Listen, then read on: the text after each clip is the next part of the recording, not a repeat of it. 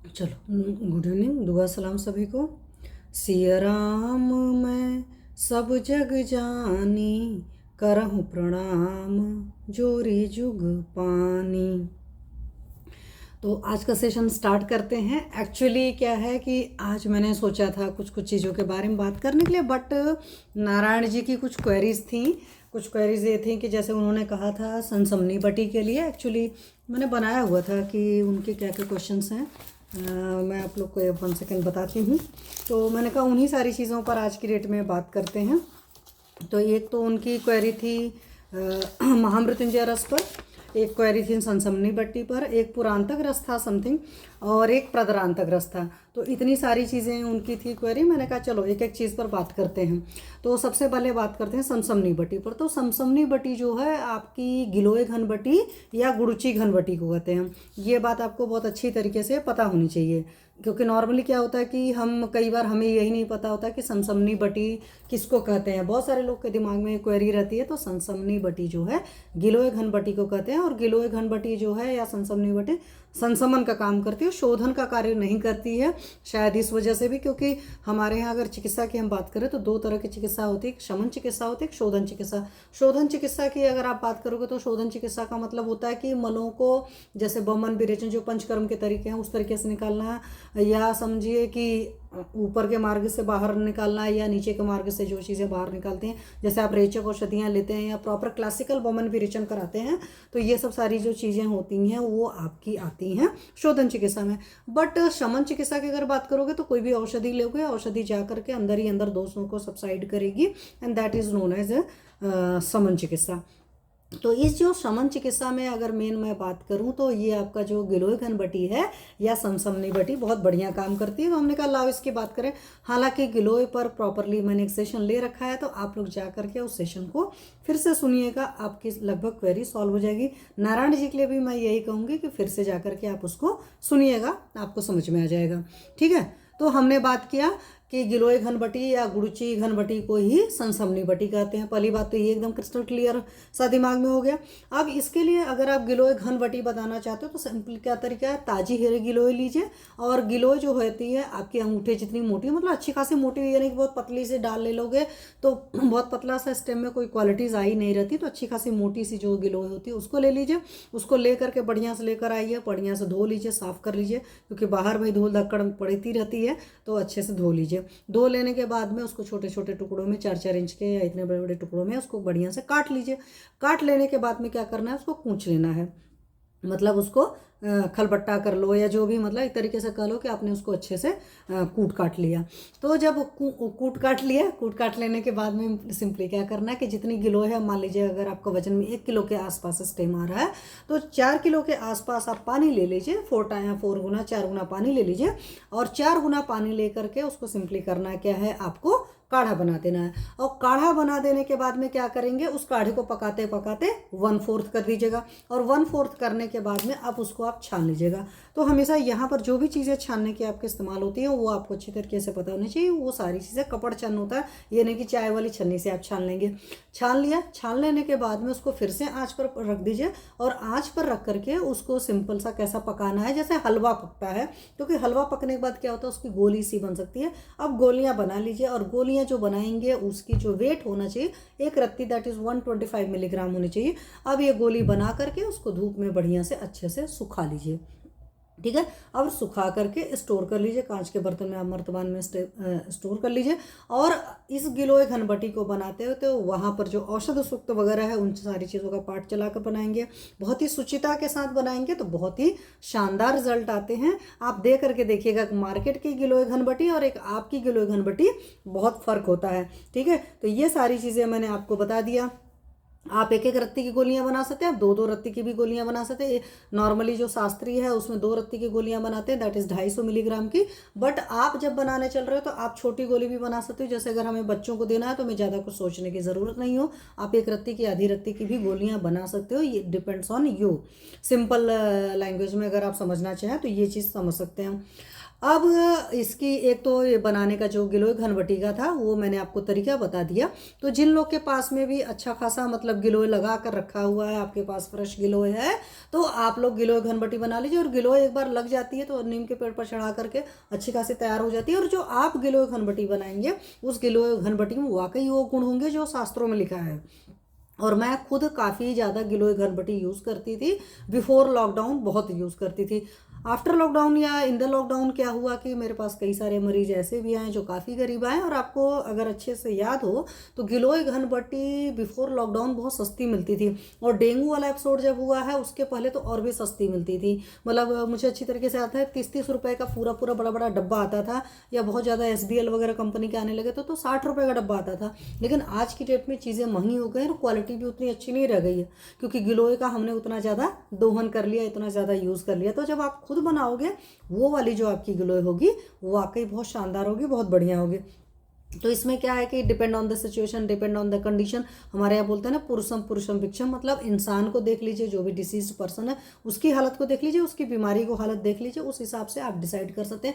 आप एक एक गोली भी दे सकते हैं, आप दो दो गोली भी दे सकते हैं, आप दिन भर में 4-5 बार भी दे सकते हैं। ये भी आप समझ लो। गिलोय घनबटी मतलब बहुत निरापद मेडिसिन है, इसलिए ज़्यादा सोचने समझने की ज़रूरत नहीं पड़ती है कि नहीं एक्सेस डोज हो जाएगा, ये हो जाएगा, वो हो जाएगा। हाँ, कुछ लोग के दिमाग में फोबिया रहता है। मैं क्यों बता रही हूँ कि उन लोगों का था कि उष्ण वीर्य है तो अंदर जाकर के पित्त करेगा। बट उन्हीं सारे लोगों के लिए मैं एक बात बताऊं कि गिलोय घनबटी अधिकतर उन विकारों में दी जाती है जहां पर पित्त एग्रीवेटेड रहता है। आप ये समझ लीजिए, कोई प्रॉब्लम नहीं करती है, ठीक है। तो पित्त का शमन करती क्योंकि अपने विपाक से। दूसरी बात है गिलोय हमारी इटसेल्फ जो है रसायन है, तो गिलोय घनबटी भी रसायन की तरह काम करती है क्योंकि इसमें आपने कोई दूसरा कंटेंट नहीं डाला हुआ है। तो ये चीज़ तो मैंने आपको बता दिया कि इसकी मात्रा के हिसाब से आप किस तरीके से इसके डोज को एडजस्ट कर सकते हैं, दे सकते हैं। आपकी अपनी युक्ति होती है, शास्त्र क्या कहता है वो भी मैं आपको बताती हूँ। अपनी युक्ति भी इस्तेमाल कर सकते हैं बड़े अच्छे से, और अपनी युक्ति हमेशा इस्तेमाल करना चाहिए, इस बात को समझिए। क्योंकि आपकी जो चॉइस होती है, आपकी जो चीज़ें होती है, क्योंकि शास्त्र में तो सब कुछ हर जगह लिखा हुआ है, हम क्या देते हैं, कैसे देते हैं। जैसे अपना किचन होता है वैसे ही आपकी मेडिसिन भी होती हैं। बट आप कहोगे मैम इतना सस्ता मतलब क्या किचन के जितना इतना सरल है? आयुर्वेद चिकित्सा वाकई सरल है अगर आप पढ़ते हैं और उतने ही विश्वास के साथ आप यूज़ करते हैं तो। हाँ, उल्टा पुल्टा नहीं करना है। हमें ये ना हो कि कोई क्वालिटीज़ नहीं पता है और हमने अंधेरे में तीर मारा, जो मैंने बोला था ना गुड़ाक्षर नया अपने यहाँ बोलते हैं कि घुन चल गया और अक्षर बन गया, वो वाला काम बिल्कुल नहीं करिए। तो इसी वजह से मैंने वो किया। अब अगर इसके यूजेस की अगर आप बात करें तो हर प्रकार के ज्वर में दे सकते हो। तो हर तरह के फीवर में आप गिलोय घनबटी अच्छे से, या सनसमनी बटी को आप बहुत बढ़िया से दे सकते हैं।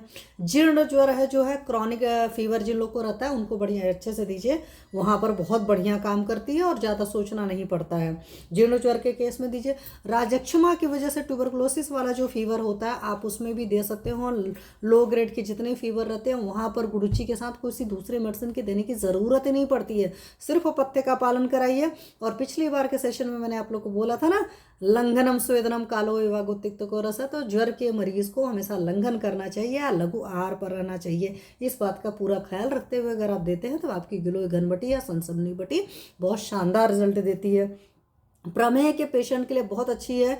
मैंने अपना अनुभव भी जब गिलोय का सेशन लिया था तो आप लोग से अपना अनुभव भी शेयर किया था कि एक पेशेंट थी और लोअर सोशियोइकोनॉमिक लेवल की थी, उनको टाइफाइड हुआ था, उसके बाद भी कुछ कुछ तकलीफ थी, एलोपैथी बंद हो चुकी थी। तो मैंने कहा कि भाई आप ये लीजिए, और विद इन 3 to 4 days इतना बढ़िया रिजल्ट आया। मतलब अभी ये रिसेंट का हार्डली 3-4 महीने का केस है। उसके पहले भी मैंने बहुत सारे लोग को यूज़ किया है। मेरे सेशन में जाकर सुनिएगा, मैंने वो एक्सपीरियंस भी शेयर किया है। ऐसे लोग रहे हैं जिनके अंदर वुंड वगैरह की प्रॉब्लम रही है और कुछ ना कुछ चलता रहा है, तो और बहुत गरीब मरीज रहा है, तो उन सारे लोग को मैं बोलती थी गिलोय सोरस लीजिए। बट गुरुची घनबटी की मैं बात करें, हालांकि गिलोय सोरस उससे ज़्यादा काम करता है, जो मेरा अपना पर्सनल अनुभव मैं आपको बता रही हूँ। श्वेत प्रदर है, लिकोरिया के जितने पेशेंट हैं उनको आप बहुत अच्छे से सनसमनी बटी या गिलोय घनबटी दे सकते हैं। क्यों? श्वेत प्रदर में सही से समझेंगे तो रस गत जो धातु है या रस धातु है उस गत मतलब परेशानियां ज़्यादा होती हैं। तो श्वेत प्रदर वगैरह के केसेस में, लिकोरिया के केसेस में वो बहुत बढ़िया काम करती, क्योंकि हमारी गिलोय घनबटी रस धातु पर बहुत बढ़िया काम करती है। मंदाग्नि है, लो डाइजेस्टिव फायर है, पेशेंट को अच्छे से चला सकते हैं, ज़्यादा सोचने की ज़रूरत नहीं, उतनी उष्ण वीर्य है कि अग्नि पर वो कर लेगी। अब ये कहिए कि आप जी बड़ा बड़ा भारी भारी खाना खाएंगे और फिर कहेंगे गिलोय घनबटी लिया हमने और तकलीफ आई, तो ये नहीं चलेगा भाई, है ना। थोड़ा सा नियम कानून के साथ रहेंगे तभी दवाएं औषधि काम करेंगे, क्योंकि औषधि के पाक के लिए या औषधि के एक्शन के लिए भी आपकी डाइजेस्टिव फायर जो आपके अंदर की अग्नि है उसकी ज़रूरत पड़ती है, समझे आप। दौर्बल्य है, वीकनेस वगैरह का पेशेंट है, याद है मैंने सेशन में बताया था कि तिक्त पौष्टिक कहते हैं हमारी गुरुची जी को, तो आप आराम से बच्चों को भी चला सकते हैं, कुछ सोचना नहीं है। बच्चे कई बार सोरस पीने में आनाकानी करते हैं, आप गिलोय घनबटी एक दे दिया और पानी पिला दिया ऊपर से, बस चल गया। पांडु रोग है, एनीमिया के जितने पेशेंट्स हैं उनको आप बहुत अच्छे से दे सकते हैं, और एनीमिया के पेशेंट्स में भी बहुत शानदार रिजल्ट आते हैं। आप दीजिएगा और देने के बाद में अपना रिजल्ट मेरे साथ शेयर करिएगा, ठीक है। बल कारक है, मैंने पहले ही बता दिया, और रसायन गुणयुक्त है। अगर आप पलटेंगे तो आपको पता चलेगा कि शास्त्र हमारा कहता है रसायन, बहुत सारी औषधियाँ ऐसी हैं जो उनका गुण रस गुण वीर्य विपाक है, उसके अलावा उनका एक रसायन प्रभाव है। और रसायन औषधियों के साथ एक बड़ी अच्छी ब्यूटी ये होती है कि आप उन रसायन औषधियों को लॉन्ग टर्म तक चला सकते हैं, आपको ज़्यादा कुछ सोचने की ज़रूरत नहीं पड़ती है। तब पर भी 1% पेशेंट में कुछ भी तकलीफ हो जाती है तो उसके लिए तैयार हमेशा रहना चाहिए।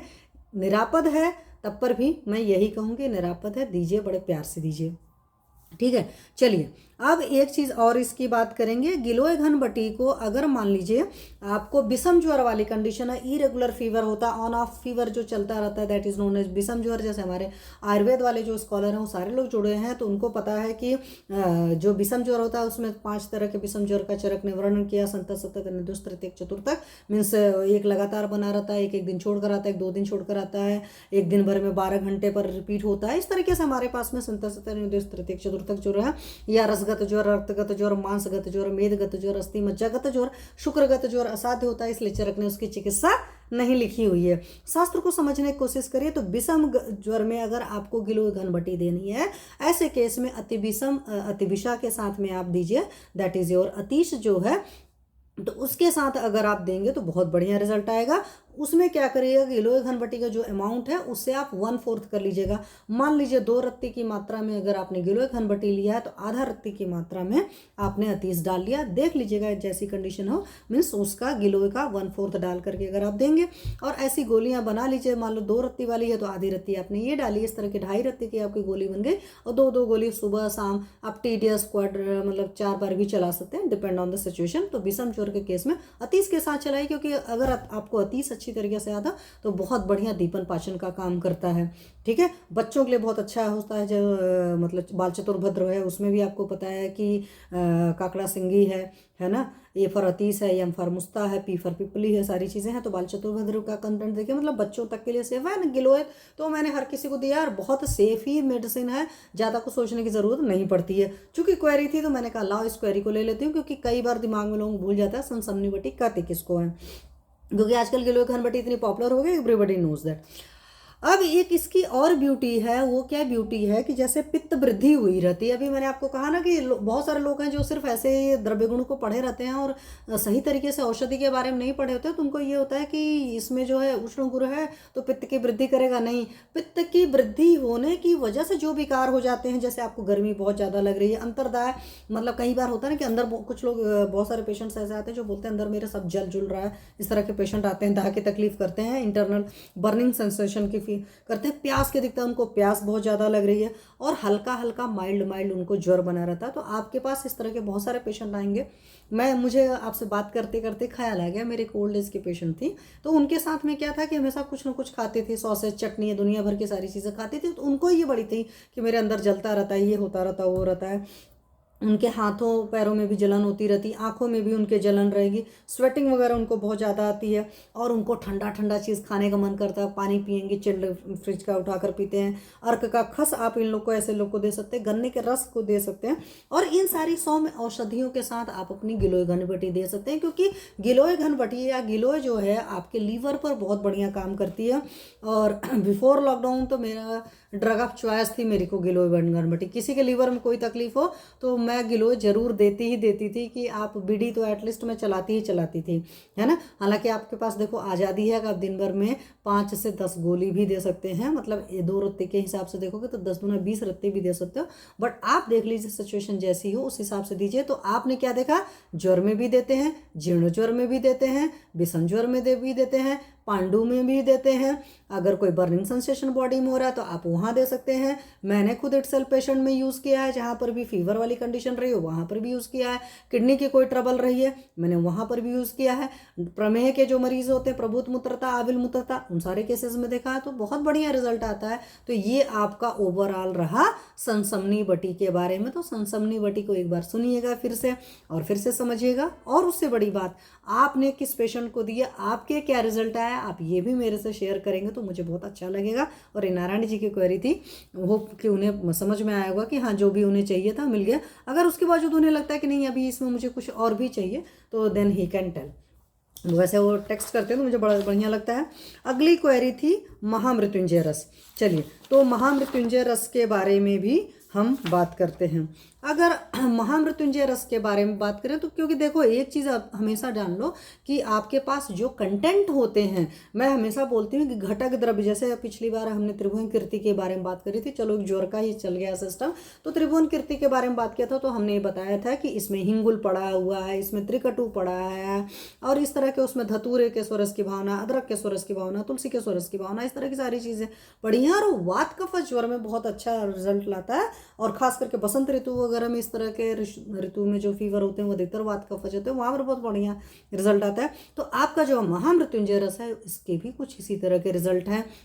ठीक है, तो सबसे पहले हम महामृत्युंजय रस के बारे में बात करेंगे तो उसके कंटेंट के बारे में बात करेंगे, क्योंकि किसी भी द्रव्य में, किसी भी योग में जो भी द्रव्य पड़े होते हैं, जो भी कंटेंट होते हैं, उस कंटेंट की वजह से काम करता है है ना। तो महामृत्युंजय रस में शुद्ध हरताल पड़ा हुआ है, एक भाग पड़ा हुआ है। शुद्ध विष दैट इज वत्सनाभ पड़ा, वत्सनाभ आपका त्रिभुवन कीर्ति में भी पड़ा था, उससे कोरिलेट कर लीजिए तो वो भी एक पार्ट पड़ा। जयपाल पड़ा है इसमें, इस बात को याद रखिए। तो ये रेचक की तरह काम करेगा। और खास करके आप देखते होंगे ज्वर के मरीज को कॉन्स्टिपेशन हो जाता है, तो ऐसे सारे केसेस में बड़े आराम से आप महामृत्युंजय रस चलाइए।